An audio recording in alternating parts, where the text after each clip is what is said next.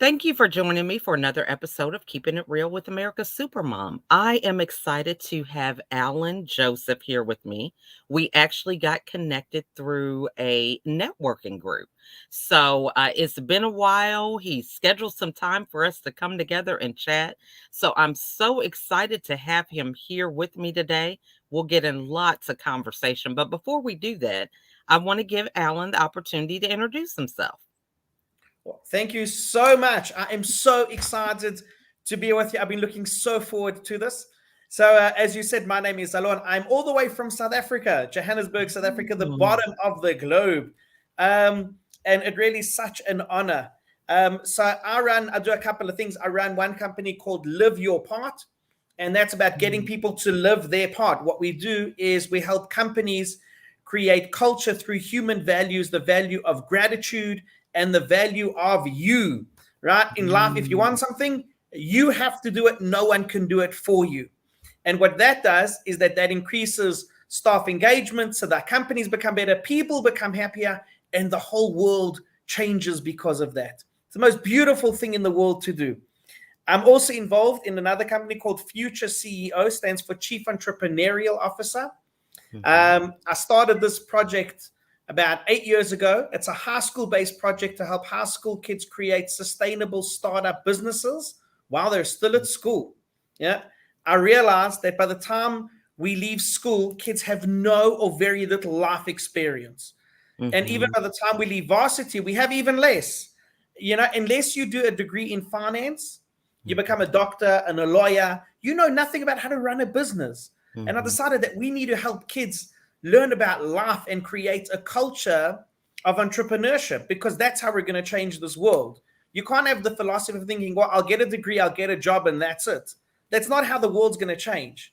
We Mhm. have the ability to change the world. So both projects, both companies that I started were all about trying to change the world and making this world a better place, making people happier and healthier. I love that. And so, so many questions coming up for me. I think we'll go to the first one with gratitude and the culture of the company. Because so often, you're right, that is one of the things that affects morale, it affects productivity, when people don't have the right attitude. So, when something has been going on for so long, how do you come in there and implement some kind of change with that mindset? What's your first plan of attack with that? So the first plan is finding the right people to work with. And that's Mm. often finding the right CEOs of saying, you know what, I really value my staff. We see this mass resignation. Everyone's talking about all these things. And I thought a lot about it. And I Mhm. think that, when we were doing our research 12 years ago, I found something so interesting. We were looking at staff engagement and we noticed that culture has a very big impact on staff engagement. And what motivates culture are values. But there's two Mhm. types of values you can have. You can have business values or you can have human values. Mhm. And what's so interesting is that companies that have business values have a very low staff engagement versus companies that have human values have a very high staff engagement. And Mhm. what that said to me was that when you look at a person as a human being and you realize that here is a person with feelings, emotions, a history, and you treat them like that, they Mhm. will respond because that is how we work as human beings. And what we're finding at the moment is that companies are becoming so much more, but they're saying, I need to look after my staff.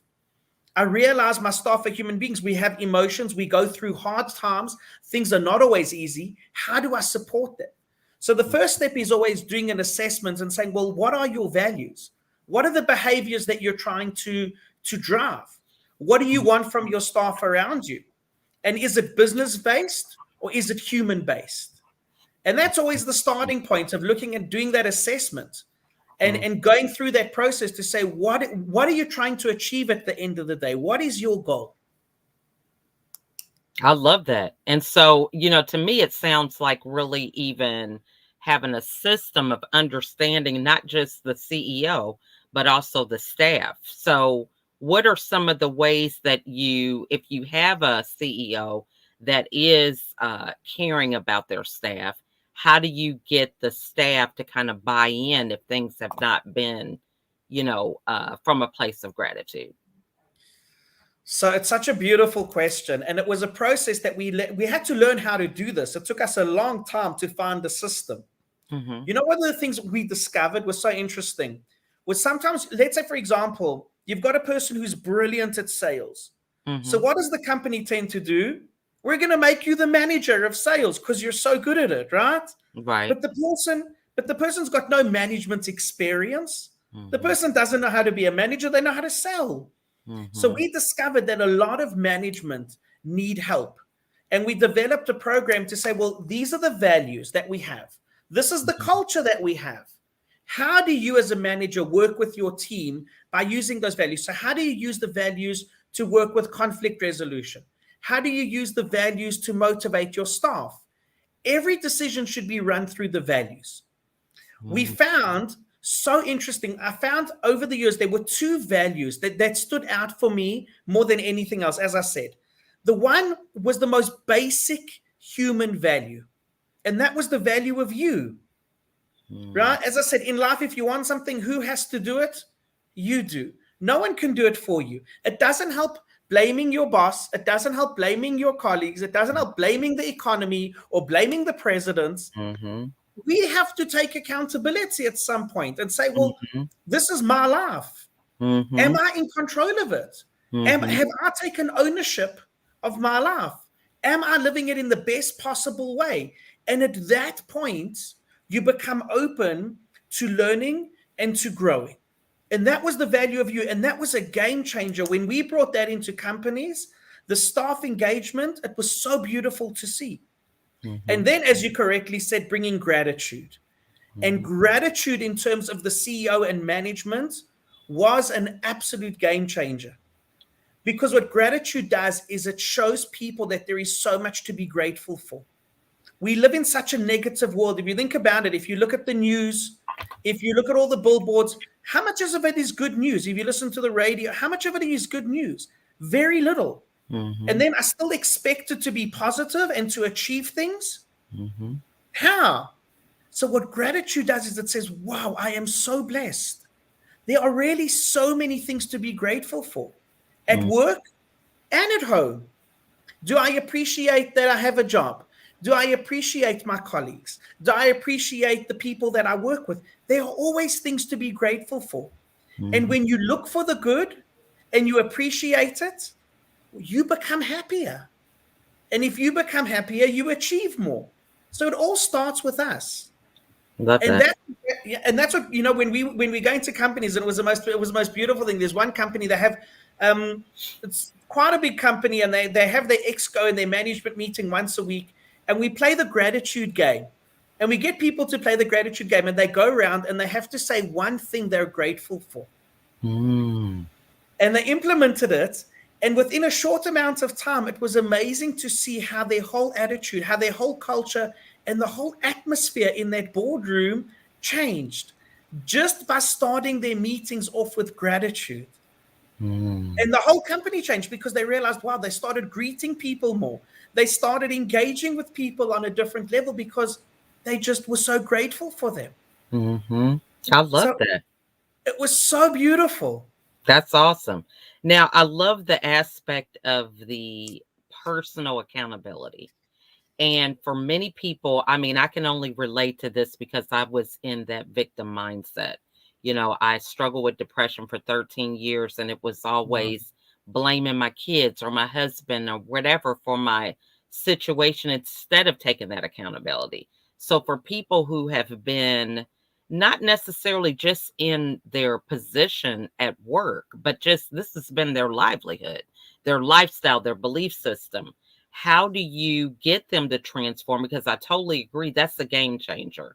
When you feel empowered to realize that a lot of things that are happening in your life are the result of your decisions or lack of making decisions. So, how do you get them to transition and buy into that belief when it can be so foreign to them?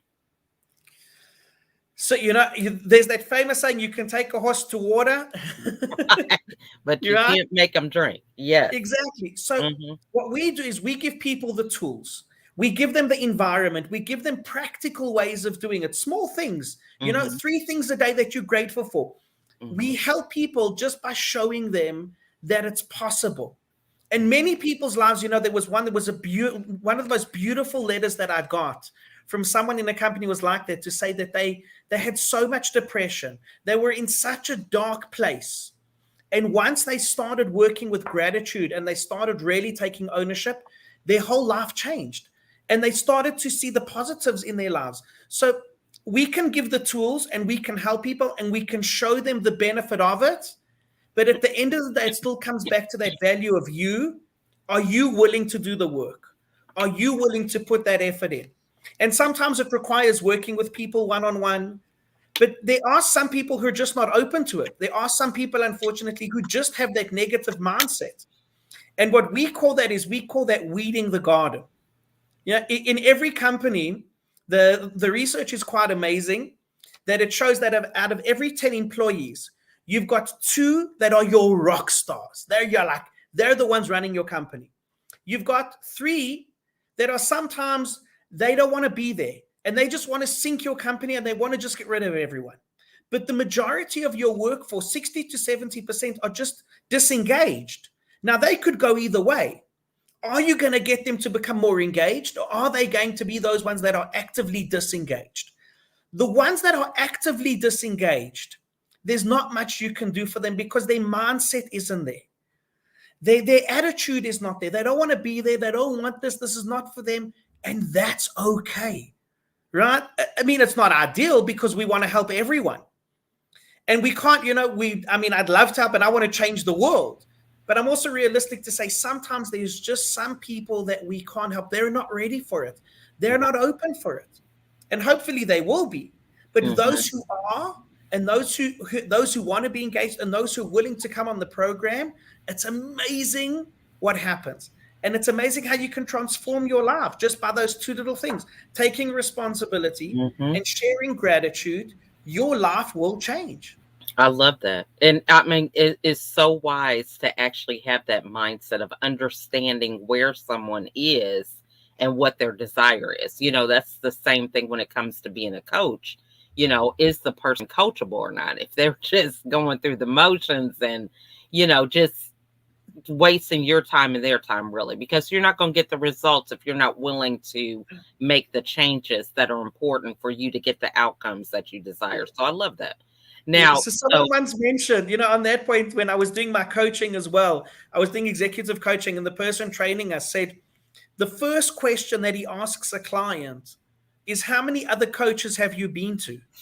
And he says, if they say, well, six, he says, I'm not going to be number seven. I'm not taking you on just so you can tell people that you've been to me and I couldn't help you either, right? right. Because if you've been to so many, I'm not going to be another statistic. And he says that's he asks people, how many other people have you been to? And if the Mhm. number's ludicrous, he says, well, why should I take you on? I'm just going to be another statistic in your journey of blaming other people. That's so true. And having that awareness is key. Now, so dealing with the youth, I think this is really important, in terms of reconditioning or inventing the mindset necessary for success from a young age. How did you get to that point of really taking a more proactive stance when it comes to dealing with the youth and the business acumen that you feel that they lack? So, I wasn't one of those academic people at school. Hmm. I struggled at school. School, like it just wasn't for me. Hmm. And when I realized is that school becomes so academic that we forget about the person. We Hmm. forget about the personalities. I don't know if you know about Howard Gardner's theory of multiple intelligences. Hmm. It's a brilliant theory. He says that we possess 8 or 9 types of intelligence, but schools only focus on two. That's it. Linguistic and maths and science. He says, but for example, music is an intelligence. Art is an intelligence. Being sporty is an intelligence. It links to different parts of the brain. And what Okay. he says is that these are intelligences. But Hmm. because our school system only focuses on two, if you don't fit into those two, you feel that you're not worthy. You feel that I can't add to society because I'm not getting the top marks. I don't have the best marks. So therefore, I look at myself. And I realized in my own life that just because you're not academic doesn't mean you can't make a difference to the world around you. There are Mhm. so many opportunities to use our skills, our interpersonal skills, our intrapersonal skills, how we get along with other people, how well I know myself. These are real skills. These Mhm. are intelligences. You Mhm. look at your top salespeople, they might not have been your academics, but boy, can they sell. Why? Because they've got an interpersonal intelligence and they Mhm. know how to utilize that. Mhm. And when I looked at our youth, I said to myself, you know, you look at these award ceremonies, who gets praised at them? Your academics. But Mhm. is your arts and your sport person, are they held on that same level? Not always. Mhm. And I said to myself that we need to start educating kids, not only in those areas about giving them the self worth and the self esteem, but also creating a culture of them looking at the world and saying there are so many opportunities. We are not born great, we choose to become great. And Mhm. people who've made a difference in the world chose to make that difference. Often, if you look at a lot of the world leaders, they were born into poverty, they were not born into wealth, and Mhm. yet they still became great leaders because they chose to do that. They Mhm. saw something and they chose to make the difference. And if we're not educating our youth to believe that they can make a difference and that they can be great and that they can go out there and achieve whatever they want in life, then we are not educating them properly.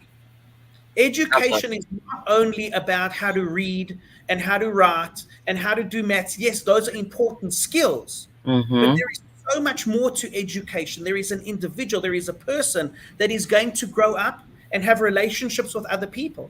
There is someone who's going to grow up Mhm. and go into the workplace. And have we equipped them with the right mindset? Have we Right. equipped them with the right belief system to be able to do that? That's what our education system should be. And that's I what I love want to change.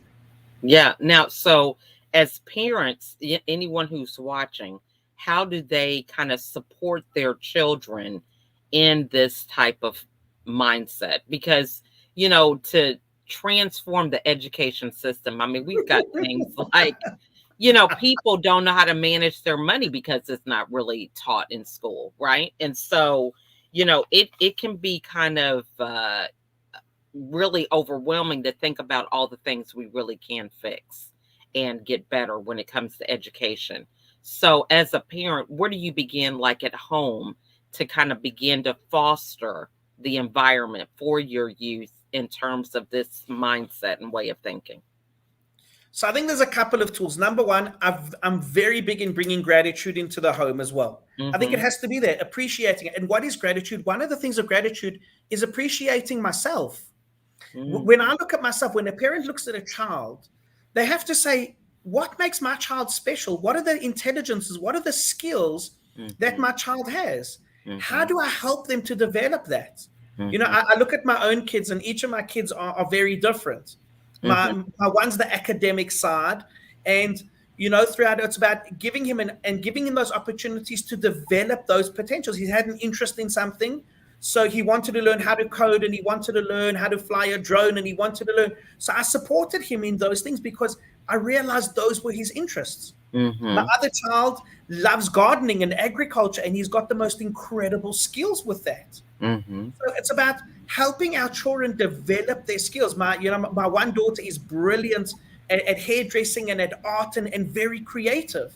So Mm-hmm. it's about helping them to find their skills and then helping them to develop those skills, giving them the opportunities to develop it. It's not about what I want, it's not about what I believe my child can have. It's about looking at my child and being open and honest and saying, my child is different to me. My child has different emotions and a different personality to me. I want to give my child the best education to become the best person that they can be growing up. I will not always be around. And Mm-hmm. therefore, I want them to grow up and feel good about themselves. I want them to grow up and feel their self worth and feel that self Mm-hmm. esteem that they have that ability to say, I can change the world. Mm-hmm. Yeah, if I remember once I was reading an article about Jack Walsh. It said that he had a terrible stutter, and when they interviewed him about it, they said, how did you become the CEO of General Electric Mm. when you don't speak very well? And he said, it's very interesting. Growing up, my mother always used to tell me, you don't have to speak well to be successful. Mm. And that's how he grew up. And he said, if that's what my mother told me, it must be true. And that was That's his awesome. belief. That was his belief. That was his mindset. Mm-hmm. And Love therefore, it that. didn't limit him. Mm-hmm. Yeah, so much yeah, that was powerful. Because it goes to really expanding the standards that you believe you have to live by. Once you're able to discredit some of these things that, can be limiting beliefs for you.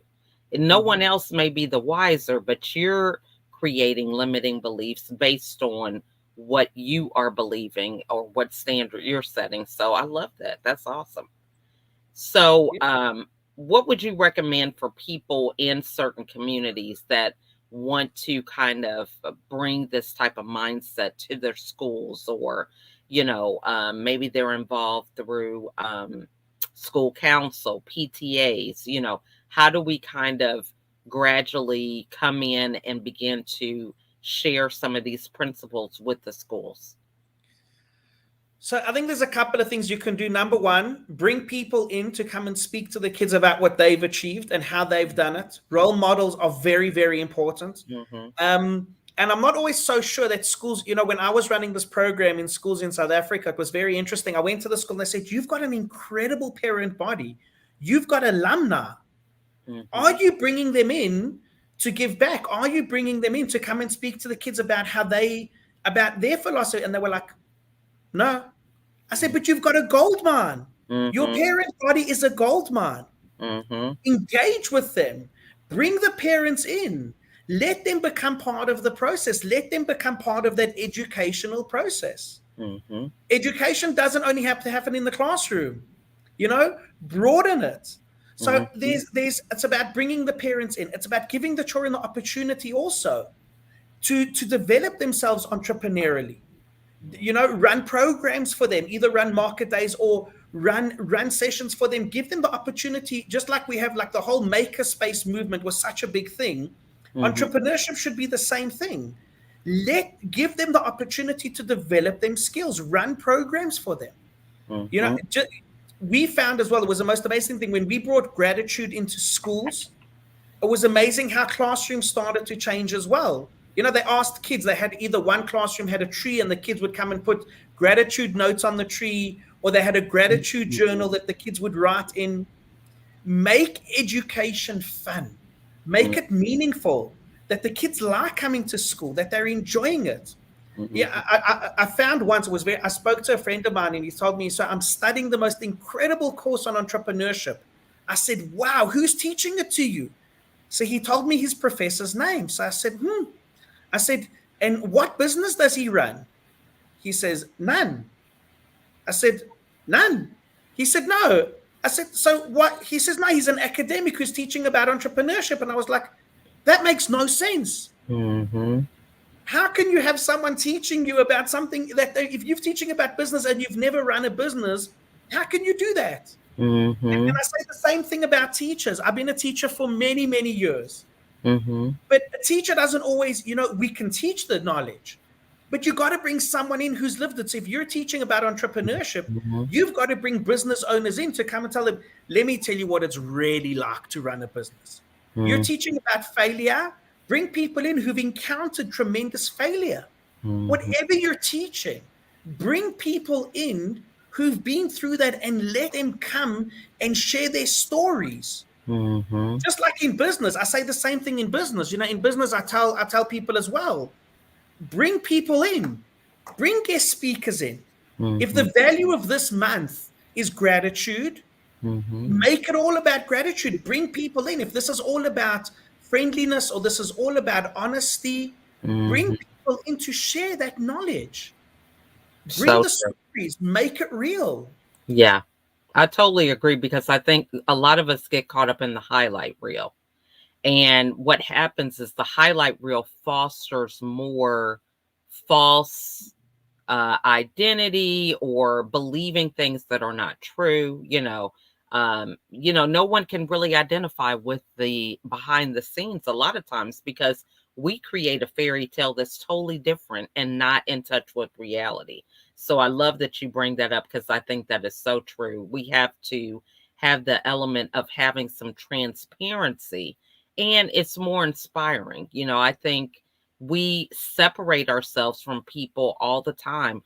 Oh, they have it better than me. They don't know what it's like to struggle.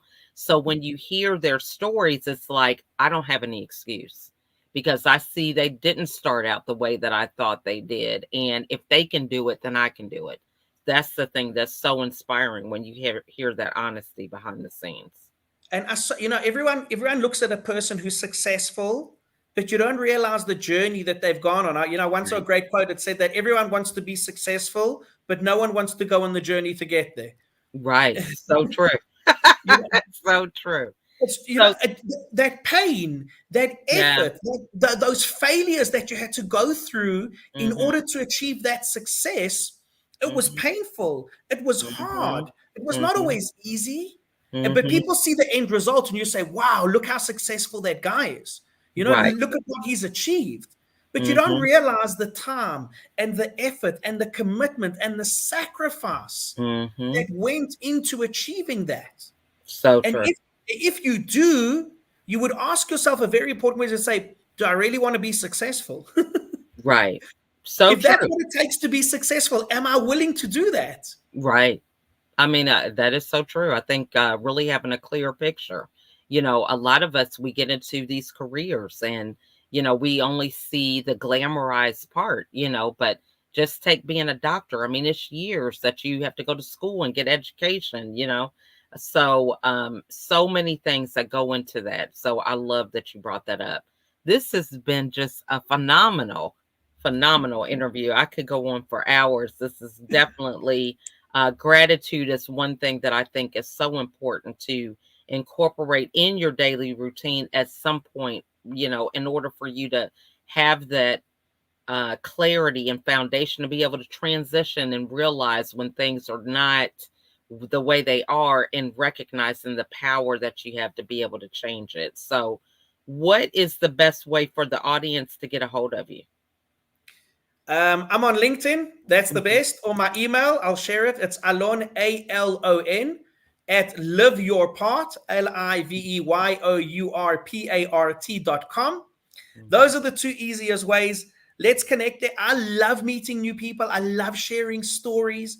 And I love changing the world through gratitude. We ran this online gratitude challenge. There's an app of this company that has these online gratitude challenges, and I run them every couple of weeks for 15 days. And it's Mhm. amazing how people's lives change through something just waking up and saying, wow, I can breathe, I can see, I can feel little things that we take for granted. Mhm. My heart's beating. I Amen. can, just hold your breath for a couple of seconds, right? And you appreciate the ability to breathe. Amen. But we take So these true. things for granted because they're just so natural and so normal. Even people in our lives, Mhm. we take so much for granted, and gratitude just centers us. It brings us back and it says, wow, I am blessed. I often have a saying, too blessed to be stressed. Yes, yes, that is so true. It's all based on your perspective and what your intention is. So, this has just been wonderful. I am so glad that we connected and definitely would love for you to come back. I think gratitude is a topic that we can't get enough of. So, that is amazing. So, what final thoughts would you like to share with the audience as we're ending 2021, going into 2022? What's on your heart to share with everybody? One of my favorite quotes of gratitude is when eating an apple, think of the person who planted the tree. Mm, It's a very powerful quote. And for me, yeah. what that says is that, we're ending a year. Think back to this past year. Who was there for you? Who Mm, supported you? Who guided you? Who was there when you needed them? And have you said thank you to them? At work and at home, we've been through a year of tremendous challenges. Look back over this year and appreciate the people who've been there and send them a thank you letter. Send them a video, right? Send them a text, phone them. But Mhm. look back and appreciate those people and appreciate all the good. Yes, there's been some bad, but there's also been a lot of good. So I Mhm. like to end the year off by looking back and Mhm. listing all those things that I'm grateful for that happened this year, the people that I met, the meetings that I had, the people I was able to connect with at Mhm. work and at home. Go back and appreciate all those things. Just like when you think about the apple, the person who had to plant it and water it and pick it and get it to me, I Mhm. look back each year and I try end the year with tremendous gratitude and appreciation for those people who've been part of my journey this year. I love that. That is so profound. I've never heard that before, but that is such a good thought to keep in mind. I love it. So, thank you so much, Alan, again for coming. And we want to thank all of you guys that were watching. If you have any questions, you want to reach out to Alan, do just so, or put it in the comments. We'll be sure to see that he gets it. But in the meantime, remember to share and spread gratitude. It is so important in terms of living life to the fullest and enjoying you just life, and it's just so much richer with it. So thank you again, Alan, and thank you all for watching, and we will see you all on the next episode. Bye for now.